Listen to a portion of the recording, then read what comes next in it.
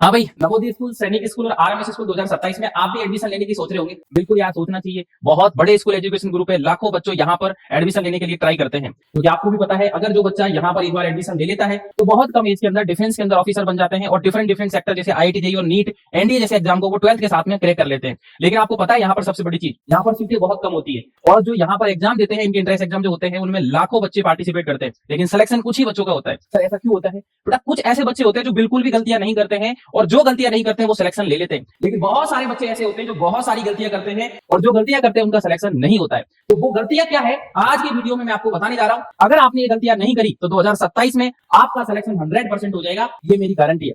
तो मैं आपका दोस्त Lokendra Singh, B Tech chemical engineering, IIT JAM, all India rank 77। पिछले 5 सालों से कई सारे बच्चों को गाइड कर चुका हूं और कई सारे बच्चे यहां पर सिलेक्शन ले चुके हैं और अब आपकी बारी है। तो वो कौन कौन सी गलतियां हैं जो आपको बिल्कुल भी नहीं करनी है मेरे दोस्त, आज के वीडियो में मैं आपको बताने जा रहा हूं। ध्यान से आप सुनिएगा। गलती नंबर 1, बच्चा क्या करता है, टाइम टेबल बना लेता है। भाई साहब, एक वीक का पूरा टाइम टेबल बना लिया या 1 महीने का बना लिया, कुछ कुछ तो साल भर का बना लेते हैं। ठीक है, उसके बाद में कोई प्लानिंग नहीं करते, बिना प्लानिंग के पढ़ाई।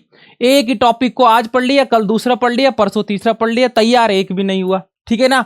तो आपको पहले प्लानिंग बनाना है कि यार मुझे ये सब्जेक्ट में इतना टाइम देना है, इसमें इतना देना है, इसमें इतना देना है। अगर आप यहां पर ये तरीके से अगर आप पढ़ाई करने की सोच रहे हो कि बिना प्लानिंग आप जा रहे हो, तो मेरे दोस्त ये सबसे बड़ी गलती होगी। सही तरीका क्या है? सही तरीका सीधा सिंपल है। आपको कोई टाइम टेबल नहीं बनाना, डेली का डेली प्लान बनाओ।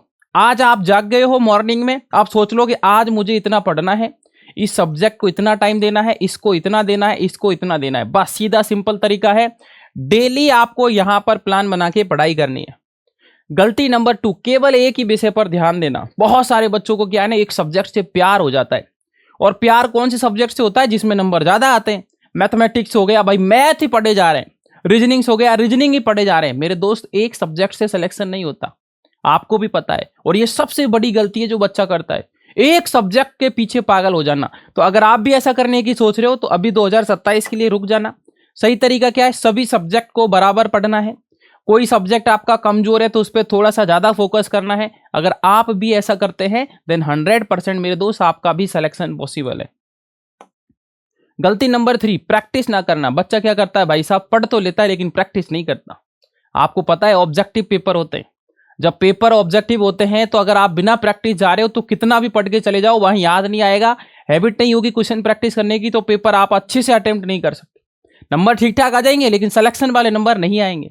तो अगर आप भी चाहते हैं यहां पर सिलेक्शन वाले नंबर, ठीक है ना, लेके आए, तो डेली का डेली प्रैक्टिस करो। जो पढ़ा है उसके ऊपर कम से कम 25 से 30 सवाल लगाओ। और सबसे इंपॉर्टेंट, प्रीवियस ईयर क्वेश्चन जरूर प्रैक्टिस करने हैं। बच्चा पीवाई क्यों नहीं करता, इधर उधर की कई सारी मार्केट से बुक खरीद लाता है, उनको पढ़ता है। मेरे दोस्त, जब तक पीवाईक्यू सॉल्व नहीं करोगे तब तक पता ही नहीं चलेगा यार पेपर कैसा आता है। तो सबसे इंपॉर्टेंट है आप पीवाईक्यू बुक जरूर सॉल्व करो। गलती नंबर 4, टाइम मैनेजमेंट की कमी। आप क्या करते हो यार, टाइम मैनेजमेंट नहीं देखते। एक सवाल में फंस के 2 घंटे लगा दिया। एक सवाल दूसरा उठाया, किसी ने दोस्त ने बोल दिया कि ये बहुत बढ़िया सवाल, इसको ट्राई कर, 5 घंटे तक उसी के पीछे पागल हो गए। अरे भाई, टाइम मैनेजमेंट देखना पड़ेगा। कोई सवाल 10 मिनट 15 मिनट ट्राई किया, नहीं हो रहा, उसको स्किप करो, अपने टीचर से पूछो। उस पर ज्यादा समय नहीं देना, ज्यादा परेशान नहीं होना। ठीक है ना? तो ये गलती सबसे बड़ी है टाइम मैनेजमेंट की। तो सही तरीका यही है, टाइमर लगा के पढ़ना है आपको कि भाई मुझे 1 घंटा पढ़ना है, मैंने टाइमर चालू कर दिया है, 1 घंटा हो गया। कोई सवाल है मुझे 5 मिनट में करना है, 5 मिनट टाइम हो गया, छोड़ दो, उसको नहीं हो रहा तो टीचर से पूछो। ठीक है ना? टाइम मैनेजमेंट में फोकस करो। रिवीजन ना करना। बच्चा क्या करता है भाई साहब, आज पढ़ लिया और उसके बाद में उसको पढ़ेगा ही नहीं 6 महीने तक। आज 7 दिन में मान लो कोई चैप्टर खत्म कर लिया, 7 दिन में आराम से एक चैप्टर आप पढ़ सकते हो। उसके बाद 3 महीने तक उस चैप्टर को पढ़ा ही नहीं। भाई साहब, ये सबसे बड़ी गलती होती है मेरे दोस्त। रिवीजन तो करना ही पड़ेगा। सही तरीका क्या है? सही तरीका सीधा सिंपल है भाई साहब। आपको चुपचाप डेली प्लान बनाओ कि यार मुझे सोमवार से लेकर शनिवार तक जो पढ़ा है उसको रविवार को हर हालत में रिवीजन करना है। ठीक है ना? ये बिल्कुल प्लान बनाओ। ठीक है ना? 7 दिन के अंदर एक रिवीजन प्लान जरूर होना चाहिए जिसमें आप पिछला हुआ जो भी आपने पढ़ा है पिछला, उसको आप रिवाइज करोगे। मॉक टेस्ट नहीं देना। गलती नंबर 6, सबसे बड़ी मिस्टेक। बहुत सारे बच्चे पढ़ लेते हैं, रिवीजन कर लेते हैं, सब कर लेते हैं, लेकिन मॉक पेपर नहीं देते। क्यों नहीं देते? एक पेपर दिया, नंबर आ गए भाई साहब 100 में से 20, 100 में से 30। बच्चा सोचता है यार मेरे को तो मजा नहीं आ रहा भाई, मैं तो नहीं दे रहा मॉक पेपर। ये सबसे बड़ी गलती होती है जिस वजह से सिलेक्शन रुक जाता है। मेरे दोस्त सही तरीका सीधा सिंपल है, जब तक आप यहां पर मॉक पेपर प्रैक्टिस नहीं करोगे तब तक आपको पता ही नहीं चलेगा आपकी तैयारी कहां तक पहुंच चुकी है, किस लेवल पे आप अभी हो और कहां तक आपको पहुंचना है। बच्चा क्या करता है, मॉक पेपर इसलिए नहीं देता, कई बार रैंक की वजह से रैंक बहुत पीछे आती है। मेरे दोस्त खुद से कंपटीशन करो, दूसरों से नहीं।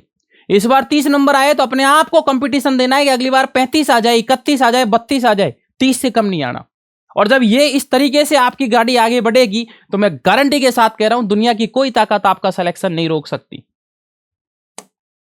गलती नंबर 7, गलत तरीका अपनाना। बच्चा क्या करता है, बिना सोचे समझे, ठीक है ना, सवाल करने लग जाता है, ठीक है ना, यहां पर गैस वर्क करने लग जाता है।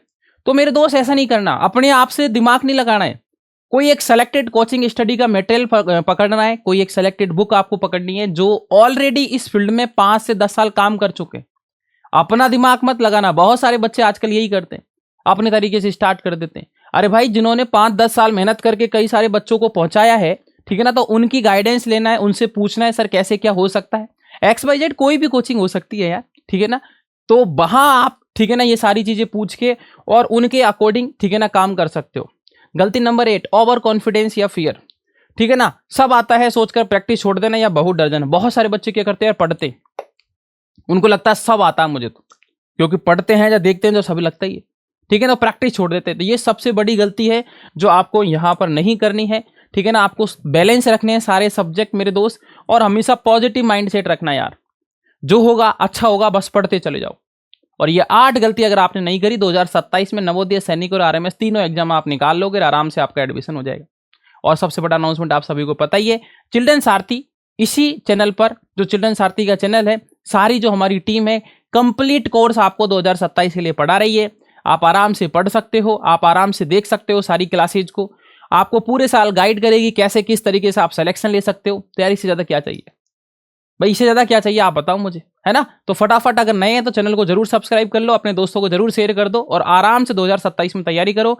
मैं लगातार आपके लिए वीडियो लाता रहूंगा और आपको गाइड करता रहूंगा, ठीक है। तो कमेंट सेक्शन में जरूर बताओ कि 2027 में आपको पक्का सिलेक्शन लेना है, तो हाँ लिख दो फटाक से। ओके, मिलते हैं हम नेक्स्ट वीडियो में।